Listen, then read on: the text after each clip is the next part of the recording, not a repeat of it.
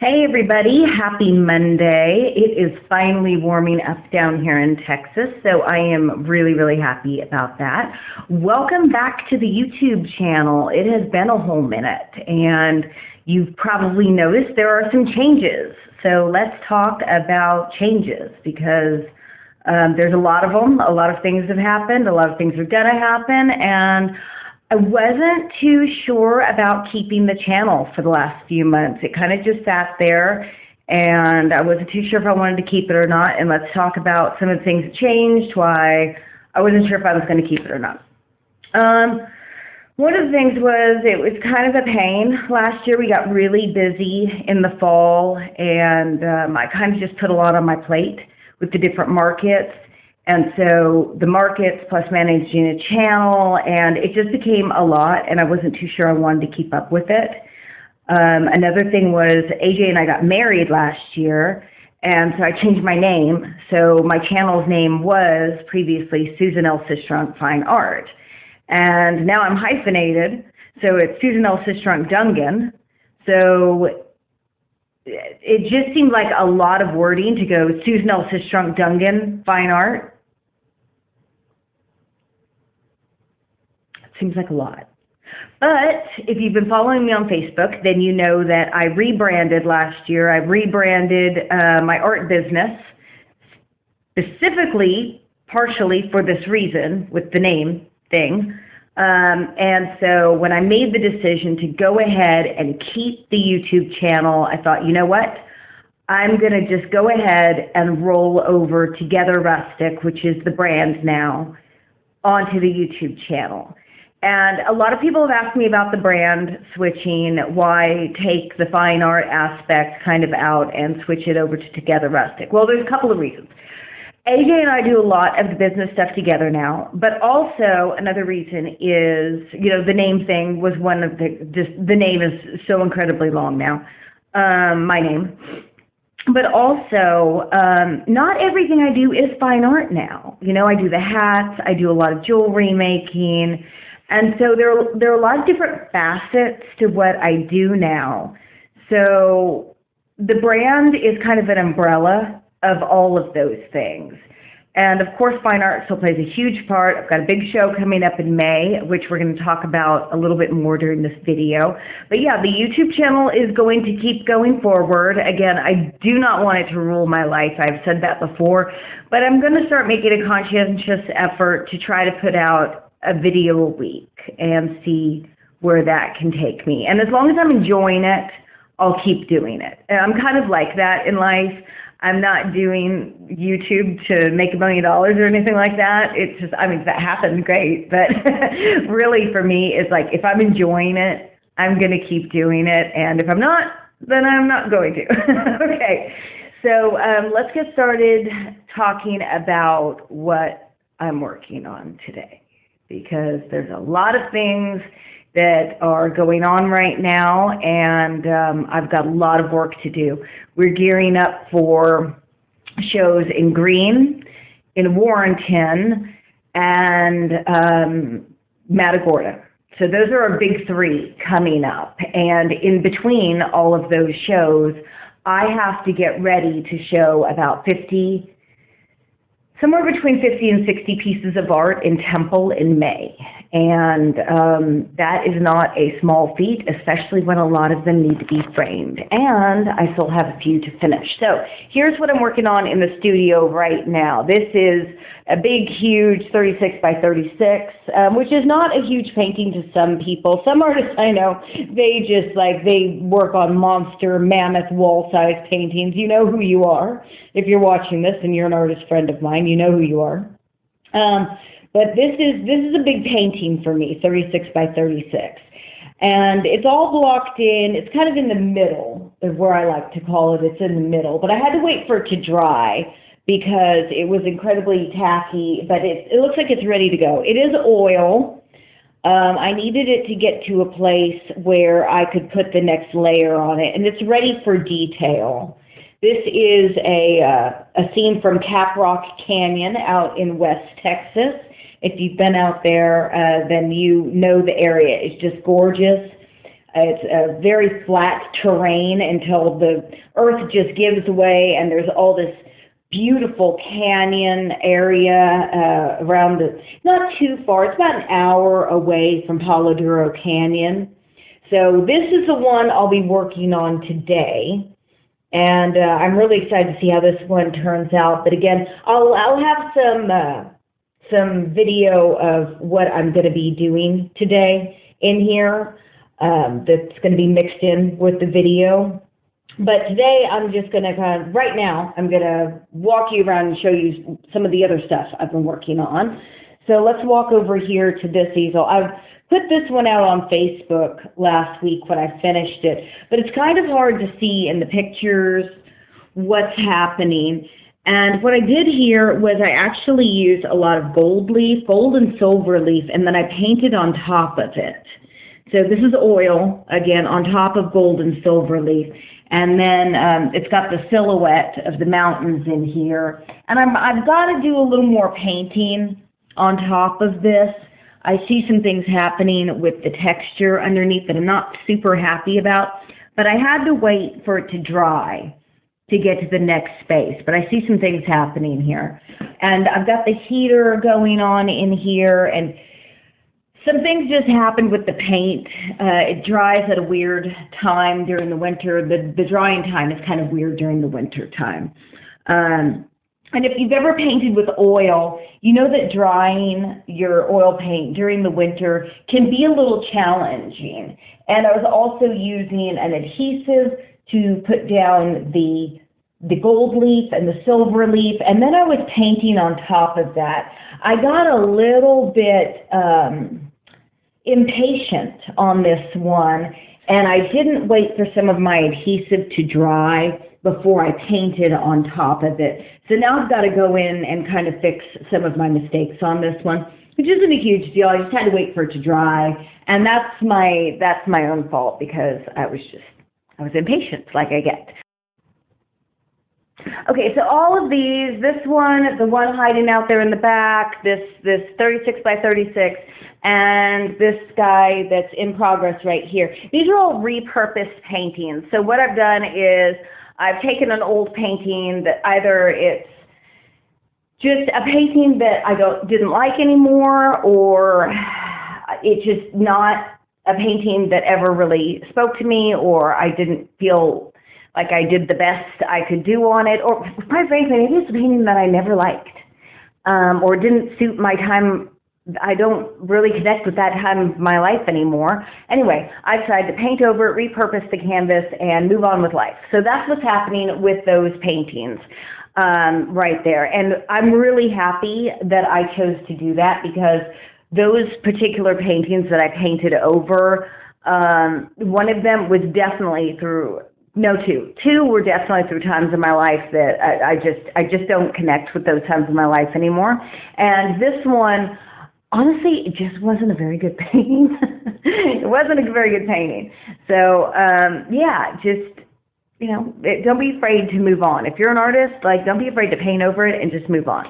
Okay, so that being said, this is what I'm working on, and then I've got, let me move my little trash can here. I've also got a little stack of paintings here that are waiting to be framed. I've got a lot of framing to do. So probably the next few days, I'm going to put together a video about framing, because I've got a lot of framing to do before the show in May. And I don't want to wait until April to do framing, because if the painting is under 1.5 inches, really, I want to make sure it's got a frame around it, and I've got a lot of framing to do. So, yeah, so there will be another framing video coming up after a while. Okay, so I am going to I'm going to stop talking. That's what I'm trying to say. I'm going to stop talking, and I'm going to get to showing you what we're going to accomplish today on this canvas after I clean the lens of my camera, because I see that it's a little bit blurry. Okay. Okay, everybody. What I've done is I've kind of zoomed in on where I'm going to be working today. So right now, I like this spot. Okay, I'm going to leave this alone for now. even though I'm going to come in and do some detail on this later. But right now, I want to start working in on some detail in this area because I'd like some more definition in there. The streakiness is nice. I kind of know where my highlights are and some lowlights are, but I want to start getting into some definition. So I'm going to be using some smaller brushes today. Also, you can probably see this, and I'm not going to get to this today. I'm going to do this later, but you can see where I've kind of painted around this. I've still got some of the acrylic on the background in here, and I'll be painting around this at a later date. I'm not worried about that right now. I'll worry about the sky at a later time when I come back in on this. I'll be working on the sky, and then I'll be coming back in on this ledge at a later time. I'm not worried about this edge right now or the sky. Okay, so something I want to talk about before I get started are some people ask me about different products that I use, and this is one of them. This is Galkyd. This is a product I use to help dry my oil paint. It helps with the paint going on smooth. It helps to make it just flow better, and mixed with a little bit of paint thinner, it just can make your life a lot easier. Plus, when combined with your oil paint, it also will improve your drying time by a lot. Instead of waiting 2 or 3 days, you only have to wait a few hours. Now, there's not a certain brand I really like. This time I got Gamblin. Really, any brand is going to kind of work, but I like this stuff better than, what's the other stuff that, there's another brand of something, Liquin. I like this better than Liquin. It dries faster, and it kind of gives it a better sheen, I think. So that will help you out. Another product I really like that has saved my bacon when it comes to brushes is Citrus Strip. And neither one of these products are paying me to mention them. This is great because if you leave your brushes out like we all tend to do, and you forget your brushes, and they get a little crusty like that one is, you just soak it in the Citrus Strip, and you'll thank me if you do it. You'll thank me because your brush will recover a lot quicker than it will without it. That goes for oil paint or acrylic paint. Okay, so I'm going to pick out a brush, and I'm going to get started in this area. Okay, when it comes to brushes, I am not a brush snob. This is a really inexpensive brush. I've had it for a long time, and it's a synthetic bristle brush, and I really like it. I'm not a brush snob. In fact, if someone has brushes on sale, I will use those just as quickly as I will an expensive brush. So I've got some of my Galkyd in my little tin can here, and when I use it, I just get a little bit on my brush before I dip it in my paint, and then I go to work. So what I'm using for my ridges that I'm going to be creating today is I'm going to be using a little bit of some burnt umber mixed with a little bit of Indian red or burnt sienna, whichever you prefer. And I want to create kind of a darker mixture. I use paper plates. Now, I used to be really fancy and always use a palette. I don't do that anymore. But to each their own. Paper plates work for me. I also prefer a really light glaze rather than a really thick impasto stroke unless you want it to take forever to dry.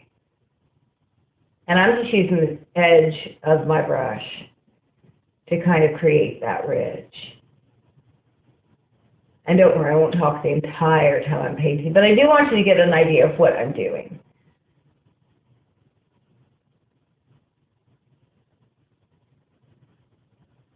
Because these little crevices will just add some dimension, a lot of dimension, to the painting.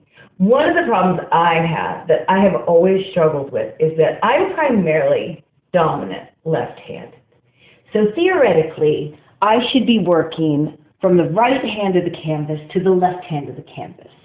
And I am almost 50 years old. I'm 48, 49 this year. I'm going to be 49. And I don't care. I just can't bring myself to do it. I cannot bring myself to do it. It is a habit, a good habit I have never acquired.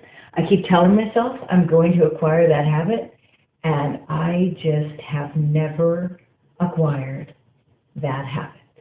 Now, if you notice, I am not, I don't have a picture off screen right now, really, that I'm working from. I did in the beginning. It's over there on my computer. It's there if I need it, if I kind of feel like I'm getting into trouble. But my goal for all these little nooks and crannies is not to make it look exactly like this particular mountain face at Caprock Canyon. My goal is to make it look like how I want it to look, basically in these nooks and crannies. I don't want to get caught up in the eyelashes, so to speak, of every single little line, because I think that'll take my enjoyment out of the painting process. So I'm not going to worry about that right now. What I really want to do is get some little lines in here that will indicate some of these ridges, but not become something that has to be a mirror image of where I was, if that makes sense. I don't want that for my painting process. And I know some artists who are very steadfast in the natural order of things, and they will make it look exactly like a mirror image of the object or location of where they were at, and I really admire that about them. I just do not want to beat myself up that much over the painting process. So hopefully what you're seeing is that it's gaining a little bit more dimension in there, just a little bit. And it'll gain more as I put in some highlights. So I'm going to keep working on this and be quiet for a few minutes and show you what I'm working on, and then we'll move on to what the next thing is going to be.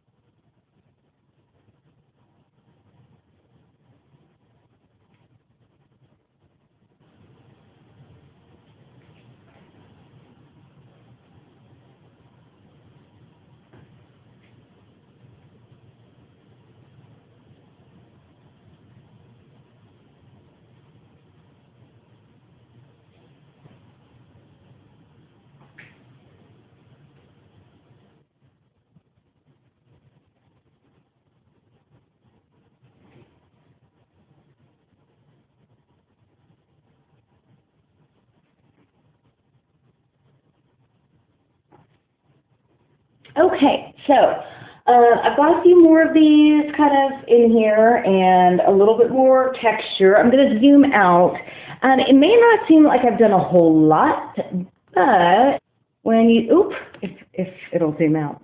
Hang on, a little bit out of practice here. Okay, let's see.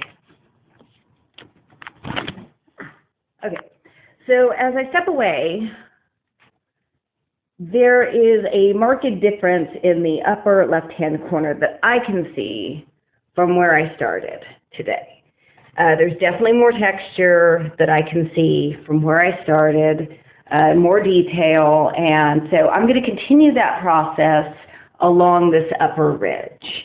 And then I'm going to continue it going horizontally across this way. Now don't worry, I'm not going to bore you with a whole bunch of videos of me painting on this, but it's just to give you an idea of what I'm doing and where I'm going right now with this. So the next video you see will probably be framing or something. So every video is probably going to be different. Sometimes I'll be working on painting. Sometimes AJ and I will be in the studio or in the garage and we'll be working on rings or bracelets. And sometimes we'll be working on framing, or who knows, maybe we'll be at the coast surf fishing, who knows, setting up at a market. But thanks for following along with the journey, and thanks for being willing to follow along with the change, because life is all about change, if there's one thing that's for certain. Okay, so I hope you enjoyed the video. If you did, please give me a big thumbs up, and we'll make sure you subscribe, and we'll see you in the next video. Stay safe and love each other. Bye.